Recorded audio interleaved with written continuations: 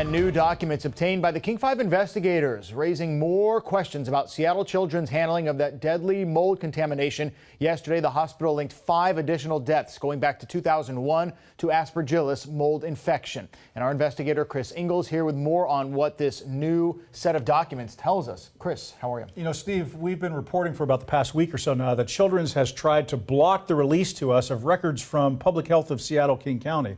Well, last night, hours after that press conference by the hospital CEO, Children's lawyers complied with the judge's order to release some more records. And they show us that at least since last year, Children's has been compiling records on Aspergillus infections dating back to 2001. Let's show you some of the records that we got last night. This is one document that Children's originally released to us. You can see all the black. We call those redactions, many lines blacked out. Now, here is the bit of additional information we got last night per the judge's order. This uncovered record shows that Children's reported Aspergillus infections dating back to 2001 to the health department. And this document is from June of 2018. And you can see that Children's has successfully convinced the judge to keep most of the information redacted. So we don't really know how many deaths were reported last year in this 2018 report to the health department. But for the past 6 months or so, Children's has been saying that there was only one death. That is until yesterday when CEO Dr. Jeff Sparing admitted there were 5 additional Aspergillus deaths dating back to 2001.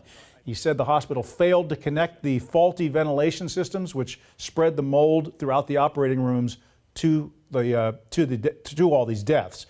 Now, because there is so much information that's still being withheld, we can't say for certain that Children's knew about these 5 additional deaths last year, but this document chips away at the credibility of Children's and possibly Public Health of Seattle King County, which has had these records for a year and a half now.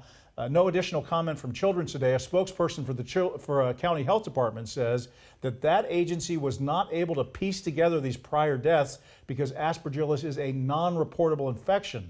Hospitals are not required to inform public agencies about Aspergillus infections, and we're still trying to convince Judge Ken Schubert of the King County courts to give us more records so that we can answer the question, Steve, who knew what when? And this also just feels like maybe the first drip in what could be more information. What do you expect to happen now? Well, I think that, the question is before the judge, can we get more of this documentation? You saw a lot of color-coded redactions in that document. We'd like to see what the hospital knew back in 2018 and maybe even before that, because they didn't come forward with this information until yesterday. Right, and the question, of course, if there's nothing to hide, why are they redacting anything? And we certainly will keep following it here at King 5. Great work as always from the investigation unit.